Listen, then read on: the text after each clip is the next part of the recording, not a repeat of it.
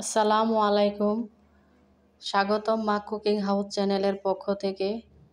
আজ আমি আপনাদের সাথে আরেকটি রেসিপি শেয়ার করতে যাচ্ছি। বিভিন্ন ধরনের সবজি দিয়ে মিক্সড রেসিপি রান্না করলাম আমি। আপনারা এইভাবে মিক্সড রেসিপি রান্না করে খেয়েছেন কিনা জানি না। তা আমার এই মিক্সড রেসিপিটা যদি ভালো লাগে অবশ্যই চ্যানেলটি সাবস্ক্রাইব করবেন। যারা যারা আমার ভিডিওটি দেখছেন প্লিজ দয়া করে লাইক দিয়ে ভিডিওটি দেখা শুরু করুন। আমি এখানে প্রথমে 4-5টি আলু সিদ্ধ করে ছিলে নিয়েছি।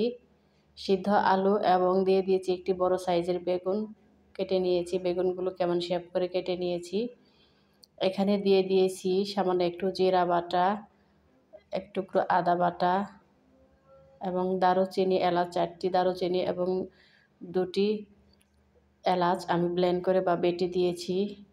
দিয়ে দিলাম 2টি পেঁয়াজ এবং প্রায় 6 থেকে 7টি কাঁচামরিচ। দিয়ে দিলাম হাফ চামচ হলুদের গুঁড়া, স্বাদ মতো লবণ দিয়ে দিলাম এবং এখানে সামান্য একটু সয়াবিন তেল দেব। যেহেতু পরবর্তীতে আমাকে আবার তেল দিতে হবে তাই আমি প্রথমে তেলের পরিমাণটা একটু কমিয়ে দিলাম। আপনারা রান্নার জন্য যে তেলটা ব্যবহার করেন সেই তেলটাই দেবেন। এবার আমি আলু এবং বেগুনগুলো খুব ভালোভাবে মেখে নিচ্ছি। এইভাবে আলু সিদ্ধ করে বেগুন দিয়ে রান্না করলে খেতে খুবই সুস্বাদু লাগে। আপনারা এইভাবে কখনো রান্না করে খেয়েছেন কিনা আমাকে অবশ্যই কমেন্ট করে জানাবেন। ভিউয়ার্স, পুরাতন বন্ধু যারা আছেন অলরেডি আমার চ্যানেলটি সাবস্ক্রাইব করেছেন তাদেরকে জানাই অসংখ্য ধন্যবাদ। এই পর্যায়ে আমি 1 গ্লাস পানি দিয়ে দিলাম। 1 গ্লাস পানি দিয়ে আমি আলু এবং বেগুনগুলোকে কমপক্ষে 5 মিনিট সময় মিডিয়াম টু লো আঁচে কষিয়ে নেব বা জাল করে নেব।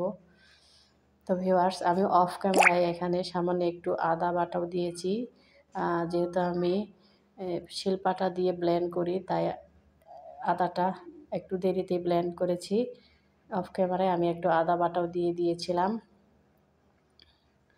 5 মিনিট পর ফিরে এলাম। 5 মিনিট পর ফিরে এসে আমি রেসিপিটাকে একটু নেড়ে চেড়ে নিচ্ছি।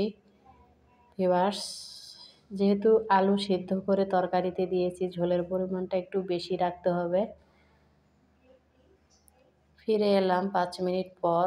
আমার যেহেতু আলু সিদ্ধ করাই ছিল তাই অল্প সময়ের মধ্যেই রেসিপিটা হয়ে গেছে। আমি এবার অন্য একটি পাতিল চুলায় বসিয়ে দিলাম। পাতিলের মধ্যে থাকা পানিগুলো শুকিয়ে এলে দিয়ে দিয়েছি হাফ কাপ সয়াবিন তেল।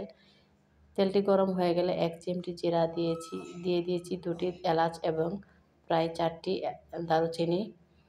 এবার আমি মিক্সড সবজিটাকে এর ভিতরে দিয়ে দিচ্ছি। ঢাকনা দিয়ে ঢেকে দিলাম যেন ঘ্রাণটি থাকে।